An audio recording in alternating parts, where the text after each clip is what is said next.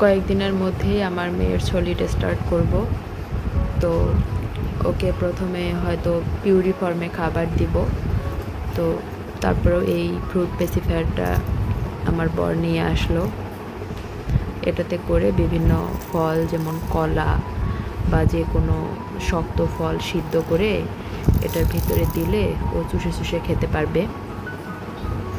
আর পাশে একটা ঝুনঝুনিও আছে।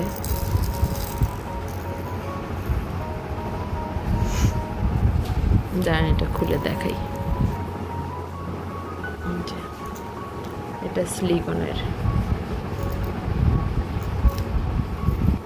ওয়াশ করতে হবে ভালো করে, তারপর ইউজ করতে হবে। ঢাকনাও আছে।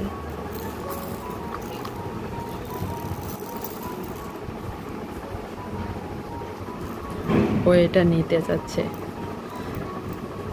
আগে ওয়াশ করব তারপর ওকে দিব। ওর 180 দিন হতে আর মাত্র 2 দিন বাকি। ওকে 181তম দিনে আমি সলিড খাবার দিব ইনশাআল্লাহ।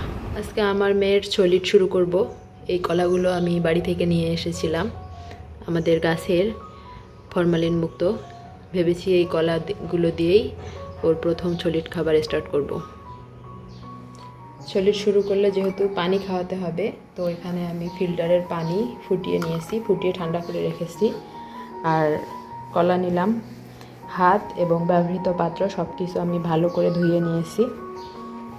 কলাটা আমি ম্যাশ করে খাওয়াবো।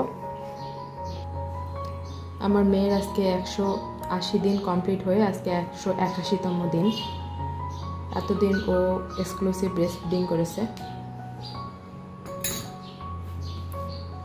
এটা ফ্রুট সুশনি। ভেবেছি যে এটাতে করে একটু কলা দিব আর বাকিটা আমি ম্যাশ করে হাতে খাইয়ে দিব। তো এটার ভিতরে একটু দিয়ে ট্রাই করব যে ও চুষে চুষে খেতে পারে কিনা। আগে আমি কলাটা একটু ম্যাশ করে নিব, নেওয়ার পর ওটাতে ঢুকিয়ে দেব।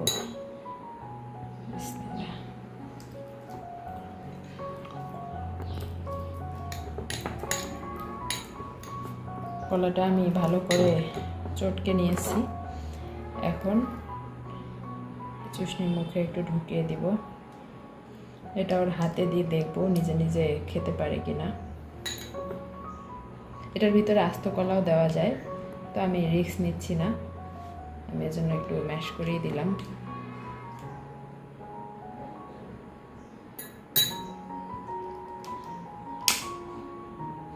আপাতত এটা থাক, আগে আমি হাতে একটু খাইয়ে দেব, তারপর এটা। আর এই কলাটা ম্যাশ করতেছি, এটা একটু পানি দিয়ে লিকুইড করে নেব, তারপর ট্রাই করব। বাচ্চার যে কোনো খাবারে ফোটানো পানি ব্যবহার করতে হবে। আপনারা চাইলে ব্রেস্ট মিল্ক বা ফর্মুলাও মেশাতে পারেন। তো আমি যেহেতু ফর্মুলা খাওয়াই না, তো আমি চাচ্ছিলাম যে পানি দিয়ে একটু লিকুইড করে খাওয়াতে। এই হচ্ছে আমার মেয়ে। গতকালকে আমি তাকে ন্যাড়া করে দিয়েছি, যেহেতু সামনে শীত আসছে, তাই দীর্ঘদিন আর চুল কাটতে পারবো না শীতের সময়। মা, আজকে তোমার খাওয়া হবে, খাওয়া হবে আজকে, প্রথম খাওয়া তুমি আজকে। মা, বাচ্চাদেরকে শুয়ে খাওয়াতে হয় না, গলায় বিঁধে যাওয়ার সম্ভাবনা থাকে। আমার হাজব্যান্ড ওকে ধরে বসবে, তারপর খাওয়াবো। কলাটা কালো হয়ে যাচ্ছে, কলাতে যেহেতু আয়রন আছে প্রচুর। চটকালাম হাত দিয়ে একটু।